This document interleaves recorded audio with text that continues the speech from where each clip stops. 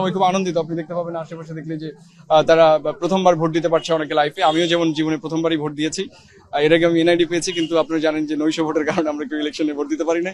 ফলে নিজেদের ভোট প্রথমে দিতে পেরেছি, এটা বেশ আনন্দদায়ক বলে আমি মনে করছি। এবং সবাই সবার জায়গা থেকে চেষ্টা করছে, নানা ধরনের অভিযোগ থাকবেই, এটা তো রাজনীতির একটা পরিভাষা।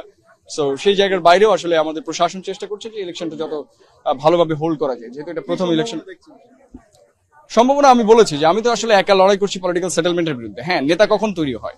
অর্ডিনারি মেনরাও এক্সট্রা অর্ডিনারি টাইমে নেতা তৈরি হয়, তাই না? আমি যদি শামীম হোসেন না হয়ে অন্য কেউ ওই কথাটা বলতো, সেও হয়ে যাইতো। সেটা আসলে আমি না, যে কোনো ব্যক্তি। সো কথাটা ইম্পর্টেন্ট।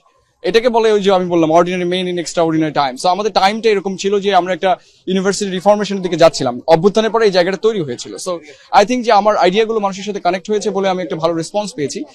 সেটাতে অন্তত আমি যদি ভিপি নাও হই, তাও আমার এক ধরনের বলা যায় নৈতিক জয় হয়েছে, যে এতগুলো পলিটিক্যাল সেটেলমেন্টের বিরুদ্ধে গিয়েও আমার আইডিয়াটা জয়লাভ করছে। না, কিছু জায়গায় একটু অভিযোগ আছে, সেটা হচ্ছে যে ওই লাইনে অনেকে যে বলছে ভোটটা দিয়েন। তো আমরা আসলে এটাকে অভিযোগ বলতে হয় না, কারণ আমি ভোট চাইলেই ভোট যদি দিয়ে দেয় তাহলে তো হয়েই যাইতো, তাই না? তাহলে আমরা প্রত্যেকে যে বসে থাকতাম যে ভাই ভোট দেন। ফলে এটা বলা যে একজন মানসিক শান্তি। তো আমরা এটাকে আসলে অত বড় করে দেখছি না। আপনার ব্যক্তিগত কোনো অভিযোগ আছে? আমার আপাতত কোনো ব্যক্তিগত অভিযোগ নেই। প্রশাসন যথেষ্ট চেষ্টা করছে তাদের জায়গা থেকে। কেউ চেষ্টা করলে আসলে তাদেরকে বেশি ভুল দেওয়া উচিত না। সো আমি মনে করি তাদের জায়গা থেকে চেষ্টা করছে। তবে আমি বলেছিলাম যে কিছু স্ট্যান্ডিং ফ্যানের ব্যবস্থা করতে এবং পানির ব্যবস্থা করতে, কারণ এখন প্রচন্ড গরম ছিল। তবে আজকে বৃষ্টি আসার পরে কিছুটা আসলে আবহাওয়া পরিবর্তন হয়েছে। ফল যা হোক মেনে নিবেন? হ্যাঁ, ইনশাল্লাহ। এখনো তো ইলেকশন আমরা দেখছি যে সুষ্ঠুভাবে হচ্ছে।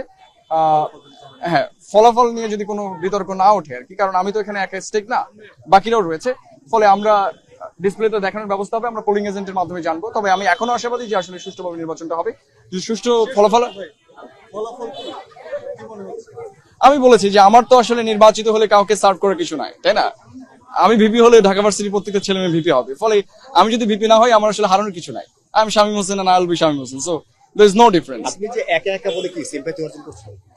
সিম্প্যাথি না, আসলে ডাকসু ইলেকশন তো একাই করার জিনিস। আপনি ছাত্র দলের প্রার্থী বলে ডাকসুতে কিছু নাই। ডাকসুতে প্যানেল সিস্টেম আছে নাকি? নাই। কিন্তু ডাকসুর গঠনতন্ত্রের প্যানেল নাই। প্রত্যেকে এক এক ইলেকশন করে আমরা একটা স্ট্র্যাটেজিক জোট করি যে ঠিক আছে আমরা ক্যাম্পেইনে হেল্প করবো। ফলে এখানে সিম্প্যাথির কিছু নাই।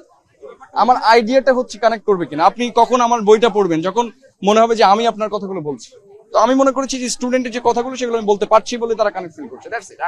I need no sympathy. রাজনীতিতে অভিযোগটা একটা পরিভাষা। হ্যাঁ, সেটা ছোটখাটো অভিযোগ, বড় ধরনের অভিযোগ না। এবং আমরা এই ধরনের তথ্য পেলে তো সবাই প্রতিবাদ করতাম, তাই না? তো আমরা দেখেছি এখনো সাবস্টেনশিয়াল এভিডেন্স আমাদের কাছে কিছু জায়গায় এসেছে এবং সেটা কর্তৃপক্ষ নিজে ভুল শুধরে নিয়েছে। ফলে কর্তৃপক্ষ নিজে যখন কাজ করে আমাদের মানুষের ভুল হবেই, এটা স্বাভাবিক ব্যাপার, তাই না?